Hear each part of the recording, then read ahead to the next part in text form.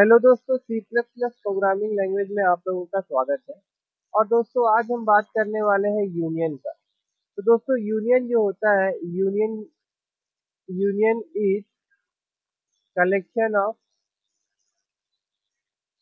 Different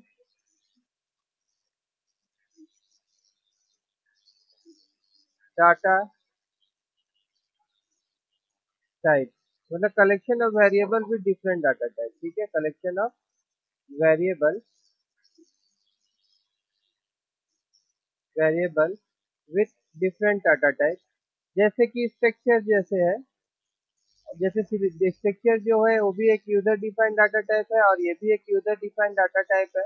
but दोनों का जो हम लोग डिक्लेरेशन, जैसे स्ट्रक्चर को जैसे डिक्लेयर करते थे, यूनियन को भी सेम उसी प्रकार से डिक्लेयर करते हैं।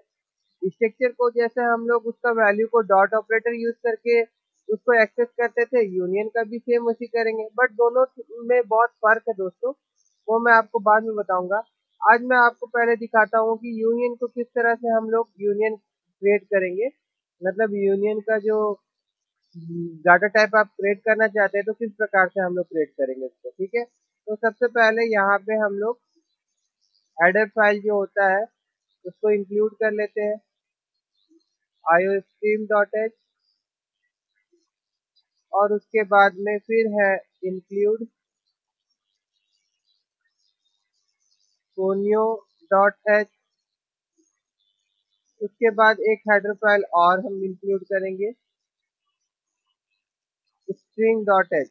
string.h इसलिए हम लोग यूज कर रहे हैं दोस्तों क्योंकि जो कैर वाला जो स्ट्रिंग वैल्यू रहेगा, जो सी टाइप स्टाइल जो स्ट्रिंग होता है, तो उसमें वैल्यू इनिशियलाइज करने के लिए हम लोग को str और cpy ये फंक्शन का यूज करना पड़ता है, जो कि string.h हेडर फाइल में डिफाइन है। ठीक है, चलिए अब हम देखेंगे कि किस तरह से हम ये यूनियन को डिक्लेयर कर सकते हैं, मतलब यूनियन क्रिएट कैसे करेंगे।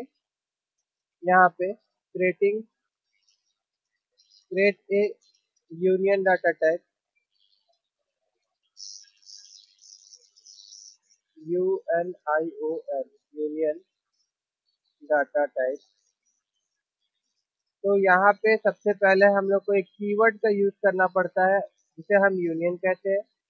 उसके बाद जो डाटा टाइप का आप नाम देना चाहते हैं, जैसे मैं स्टूडेंट दे रहा हूँ।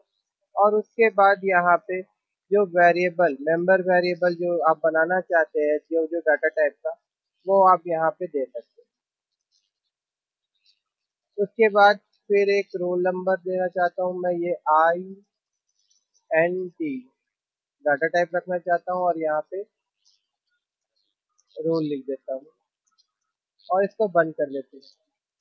इसका फिर जो वेरिएबल हम लोग बनाएंगे वो हम यहाँ पे भी लिख सकते हैं, S1 S2 इस तरह से लिख सकते हैं, बट यहाँ पे नहीं लिखूंगा मैं। मैं इसको मेन फंक्शन में डिक्लेयर करूंगा, void मेन। और उसके बाद यहाँ पे CLR जो क्लियर स्क्रीन है उसके लिए। अब यहाँ पे हम लोग स्टूडेंट डाटा टाइप यूज करके एक वेरिएबल क्रिएट करेंगे, स्टूडेंट। और डाटा टाइप वेरिएबल का नाम जो है वो मैं एस रखता हूँ। ठीक है, अब इसके अंदर में हम वैल्यू अगर डालना चाहते हैं तो देखिए किस प्रकार से हम वैल्यू डालेंगे। जैसे कि SYSTRCPY,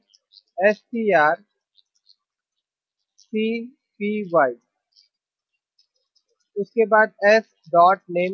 ये चीज हम लोग स्ट्रक्चर में जैसे करते थे, देखिए सिमिलर उसी प्रकार से। उसके बाद इसके अंदर में जो भी वैल्यू हम डालना चाहते हैं, जैसे कि सचिन, और उसके बाद इसको हम बंद कर दें। ठीक है, उसके बाद में यहाँ पे जैसे मैंने लिखा S डॉट रोल और इक्वल टू 12। अब यहाँ नीचे में गेट ch और उसके बाद इसको बंद कर देते हैं। अब एक चीज देखिए दोस्तों, अगर मैं ये दोनों को प्रिंट करवाने जाऊंगा, जैसे यहाँ पे हम लिखते हैं सी आउट और उसके बाद यहाँ पे अगर हम लिखेंगे सी डॉट नेम, तो ये क्या दिखाएगा देखिए। कंपाइल करते हैं तो देखिए दोस्तों, ये गार्बेज कलेक्शन में जो वैल्यू स्टोर रहता है इस प्रकार से वो दिखा रहा है। लेकिन जो सचिन है ये नहीं दिखा रहा, ठीक है। बट इसी चीज को अगर मैं यहाँ नहीं लिखूंगा, यहाँ से कट कर देते हैं, और उसके बाद यहाँ पे अगर हम लोग इसको पेस्ट करेंगे, ठीक है, अब कंपाइल करेंगे तो देखिए वो सचिन दिखाएगा। तो ये क्यों होता है दोस्तों? क्योंकि यूनियन जो होता है दोस्तों, वो सेम मेमोरी शेयर करता है। यूनियन जो होता है, यूनियन के द्वारा जो रहेगा वो शेयर करता है, जो कि share same memory, memory location, ठीक है। तो इस तरह से हम लोग दोनों एक ही साथ दोनों को एक्सेस नहीं कर सकते, हाँ, अलग अलग हम लोग कर सकते हैं। जैसे यहाँ पे सी आउट और उसके बाद एस डॉट रोल लिखूंगा मैं, तो यहाँ पे भी वो दिखाएगा। अभी कंपाइल करिए, देखिए दिखा रहा है। यहाँ पे ई एन डी एल लिख देते हैं, ई एन डी एल, ताकि वो नेक्स्ट लाइन में आए। तो देखिए दोस्तों अब दिखा रहा है, ठीक है। ये रीजन होता है क्योंकि दोनों का जो मेमोरी लोकेशन है वो सेम होता है। देखिए, अगर मेमोरी का एड्रेस अगर आप देखना चाहते हैं तो आप यहाँ पे एंड लिख दीजिए, और रोल नंबर में भी एंड लिख दीजिए, और उसके बाद कंपाइल करिए। देखिए दोस्तों, दोनों का मेमोरी का जो एड्रेस है वो सेम है।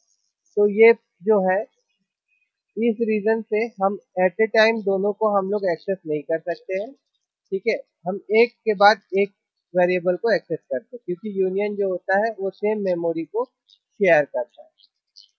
ठीक है दोस्तों, आपको आज की क्लास में मैंने बताया कि किस तरह से यूनियन को हम लोग यूनियन डाटा टाइप क्रिएट करेंगे, और उस वेरिएबल को किस तरह से हम लोग उसको में वैल्यू इंस्लाइज करेंगे और एक्सेस करेंगे, ठीक है। और अगर ये वीडियो आप लोगों को समझ में आया हो, अच्छा लगा हो, तो प्लीज़ लाइक करिएगा और मेरे चैनल को सब्सक्राइब करिए।